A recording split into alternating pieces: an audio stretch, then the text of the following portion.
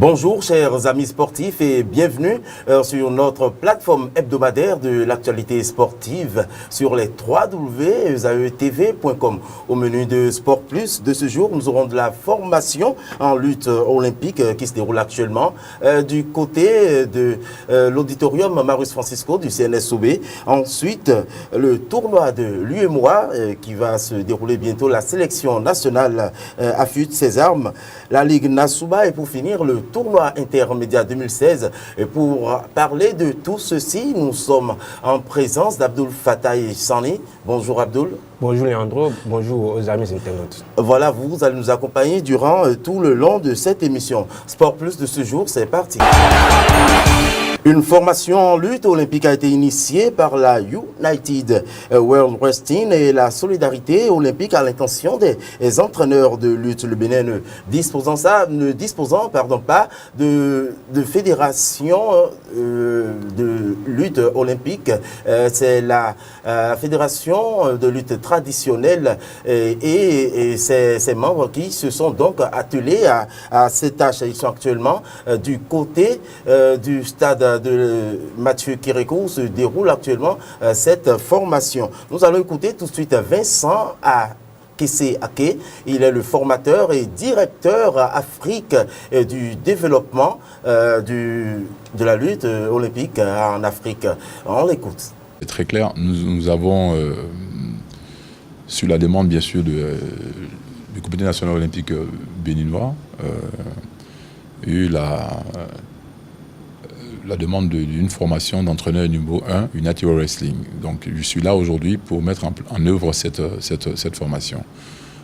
C'est vrai qu'au Bénin, je ne suis pas étranger parce que j'étais là en 2014 par le biais de la coopération bilatérale entre la France et le Bénin, bien sûr, au niveau de la fédération. Et nous avons pu, à cette période-là, échanger réellement énormément sur la fédération pour que, justement, nous mettons en place tout un processus de développement. Bien sûr, à cette époque-là, nous avons attendu un peu que les choses se déclenchent. Et vu qu'il y a des nouvelles normes standards par rapport aux formations, on s'est dit que c'est l'occasion d'y aller. Et là, on a dit, bon, il faut y aller, parce que vous avez l'accord de la Société olympique, il faut vraiment y aller pour mettre en place cette formation. Et moi-même, j'ai tenu à être sur cette formation pour la simple raison qu'en 2014, j'avais déjà évalué la fédération béninoise de lutte et j'avais pointé déjà les forces et les faiblesses et fait quelques recommandations suite à bien sûr à la demande de la fédération de mettre en place un DNSS.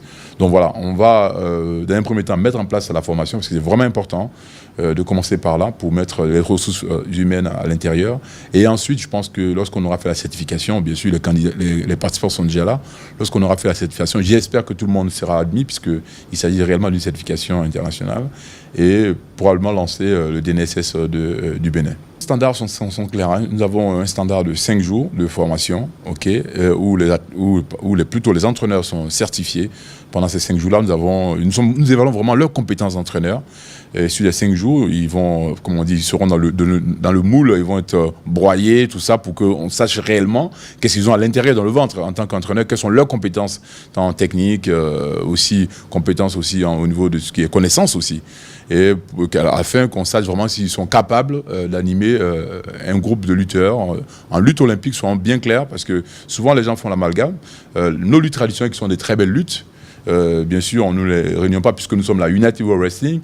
Néanmoins, nous insistons à ce que les pays aillent aussi vers la lutte olympique, puisque nous, en tant que fédération internationale, nous devons encore convaincre le CIO pour rester quand même olympique en 2020, où il y aura encore une réélection. Donc voilà, c'est vraiment sur la lutte olympique qu'aujourd'hui nous avons travaillé. Je sais que le Bénin, potentiellement, est un pays de lutte traditionnelle, et nous avons aussi besoin des entraîneurs de lutte traditionnelle qui viennent se former, parce que c'est important. Ne restez pas dans vos coins, parce que c'est vrai, moi je dis, c'est bien nos folklore, c'est bien. Et en même temps, il faut être présent, parce que la lutte olympique, c'est ce qui permet justement une visibilité internationale au niveau du monde. Donc si le Bénin reste que sur la lutte traditionnelle, ce serait dommage. On les verra peut-être à la CEDEAO, on les verra un peu à la francophonie, et le reste du monde. Abdoul Fattah Sani, avez-vous jamais entendu parler de lutte olympique?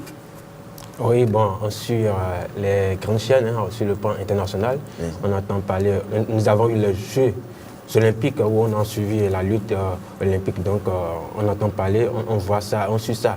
Et sur nos écrans et au niveau international, mais au Bénin, certainement qu'on est en train d'entreprendre une fédération, ce que la Fédération béninoise de la lutte traditionnelle est en train de faire du côté du comité olympique avec une série de formations. On espère d'ici là que nous aurons également des lutteurs sur le plan international.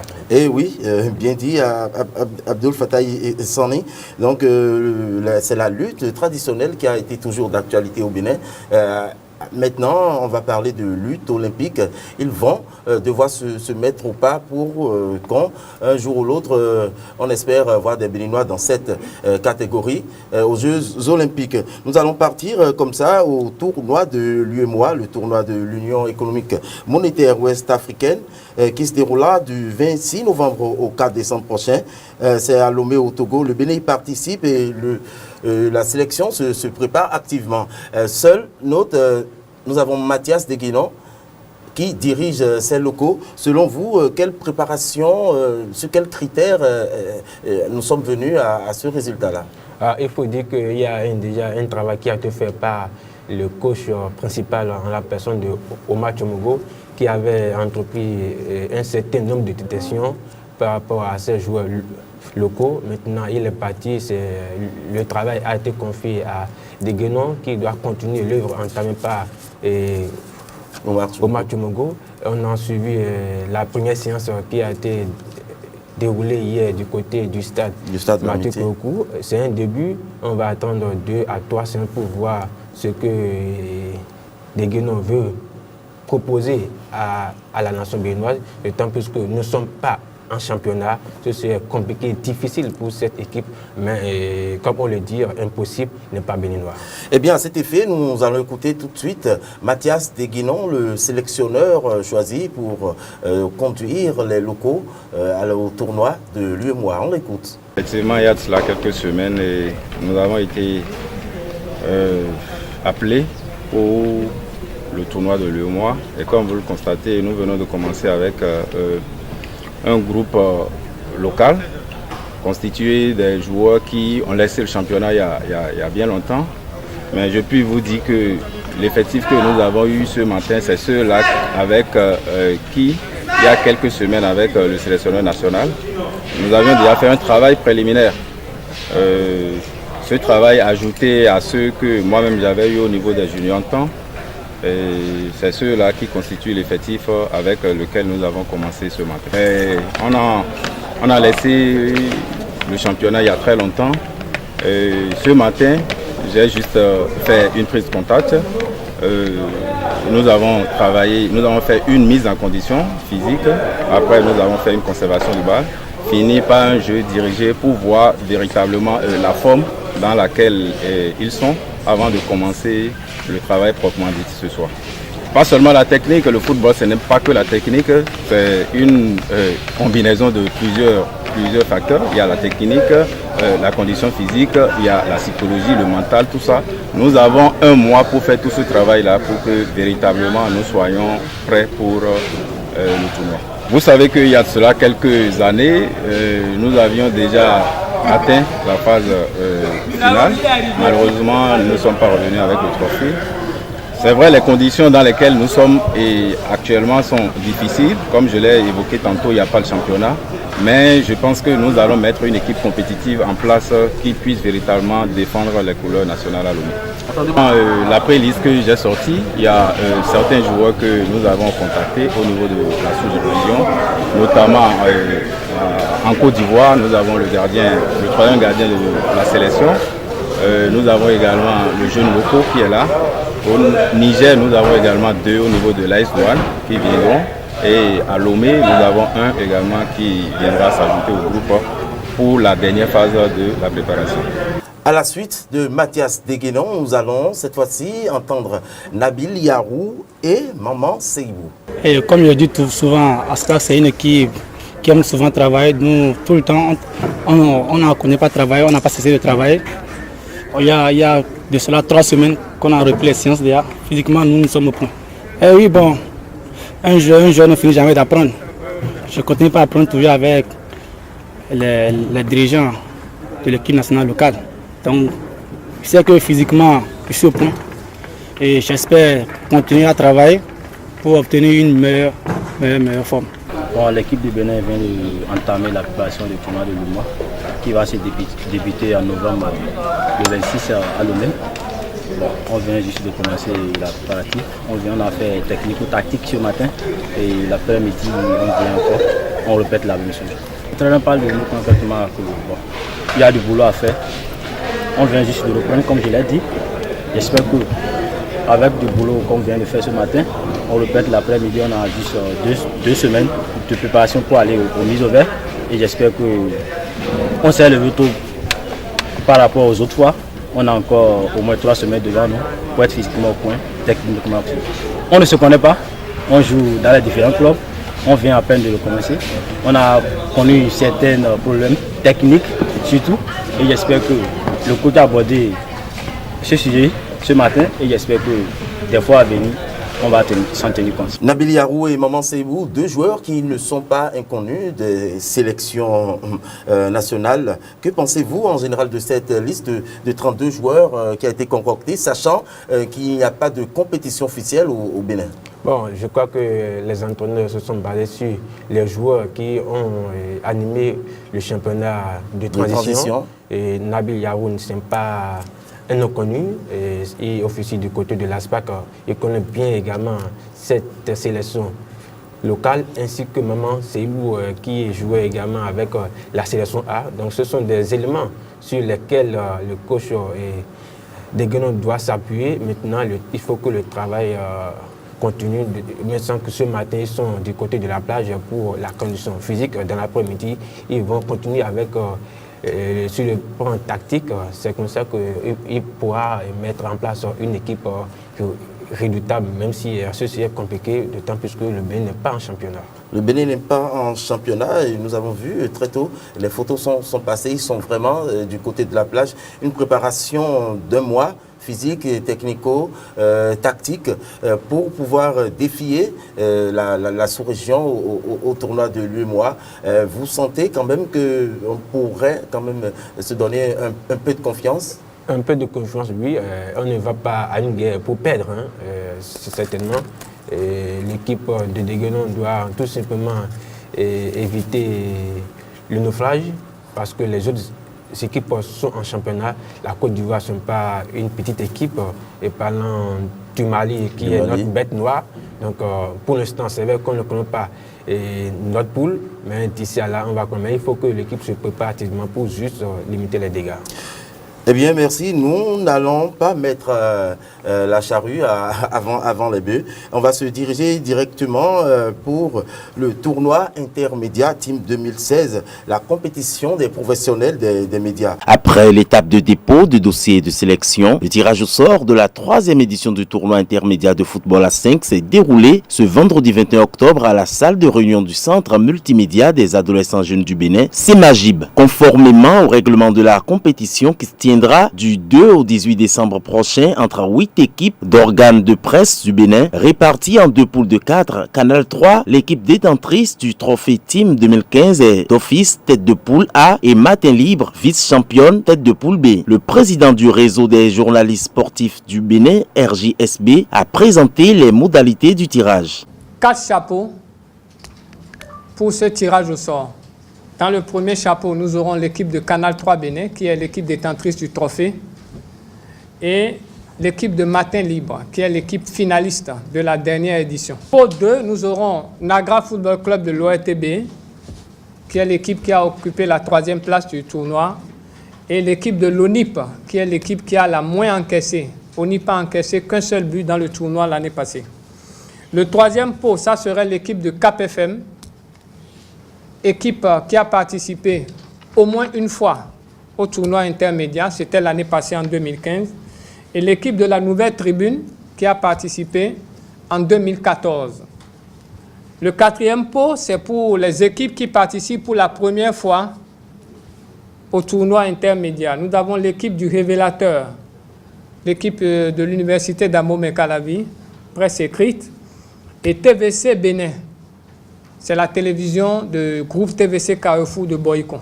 Le tirage effectué, membres du jury et invités à cette séance se prononcent. C'est en toute transparence que cela s'est déroulé. Et moi, je voudrais ajouter que ça participe de l'esprit d'émulation qui doit régner au niveau du monde sportif. Nous avons découvert ici que c'est une très grande organisation parce qu'il y a tout un règlement qui encadre cette compétition-là. Et ce règlement est doté même d'aspects disciplinaires.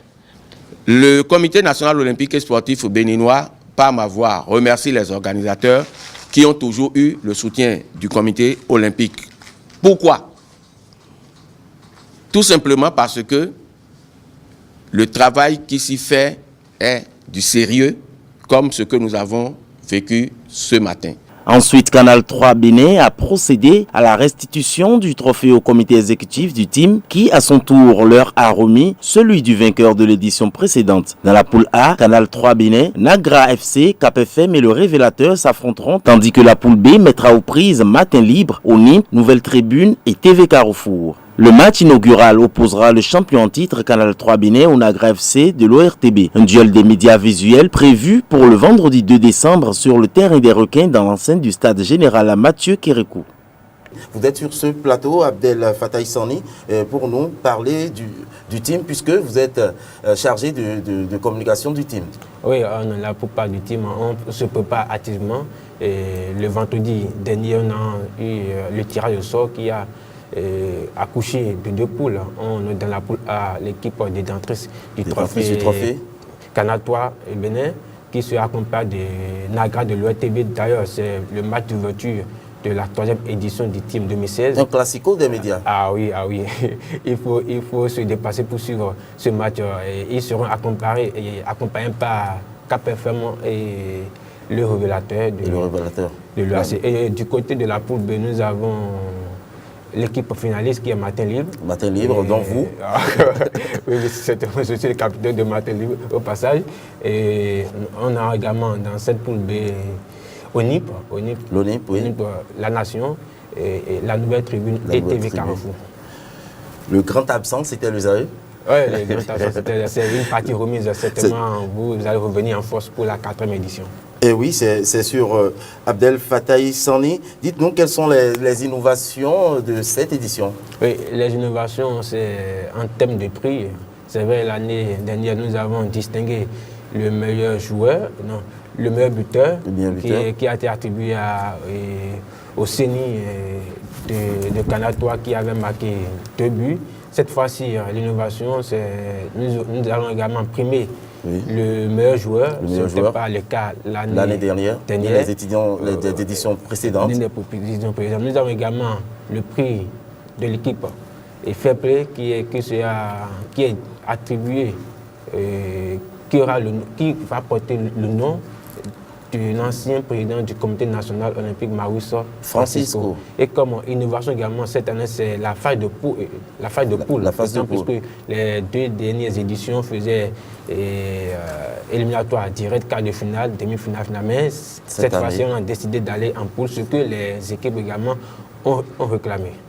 Eh bien, Team 2016, ça se passera sur le terrain requin, comme on le dit, du stade Mathieu Kérékou, du 2 au 18 décembre 2016. Eh bien, Abdel Fattah Sani, c'est le team 2016. Vous savez, il y a beaucoup de gens qui s'intéressent déjà, qui ont commencé à s'intéresser peu à peu à cette compétition qui était un peu inconnue au début. Aujourd'hui, on entend parler un peu à gauche, à droite. Qu'est-ce qui a vraiment changé dans le dynamisme? Qu'est-ce qui a changé dans l'organisation? Il faut dire que c'est notre professionnalisme. Parce que vous avez bénéficié de sponsoring? Voilà, et c'est le fonds des activités de sport qui nous a aidés, qui nous accompagne depuis 3 éditions d'ailleurs, et on le remercie au passage. Et également, il y a également notre sérieux à relever le défi. D'autant plus que nous sommes des professionnels des médias, il faut que nous montrons aux autres qu'on ne parle pas pour parler, nous savons également organiser les choses. Eh bien, merci beaucoup. Nous sommes à la fin de cette édition. On ne va pas partir sans dire merci au président du réseau des journalistes sportifs du Bénin. Il s'agit du président René Sabo.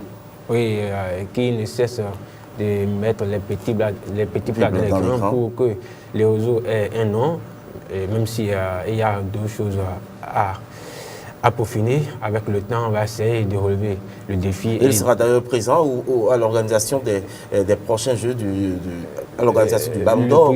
C'est d'ailleurs le seul journaliste béninois accrédité pour voter le Ballon d'Or. Il est là depuis 2010.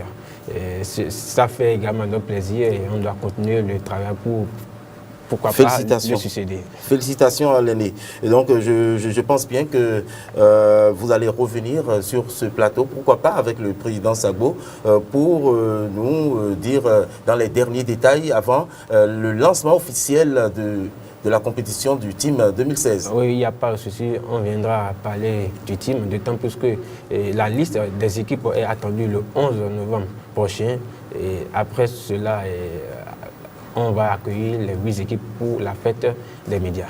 Merci Abdel Fattah Sani. Nous sommes au terme de cette émission que nous vous remercions d'avoir suivi. On a parlé de lutte olympique, on a parlé du tournoi de l'UEMOA, du Team 2016. C'est la fin.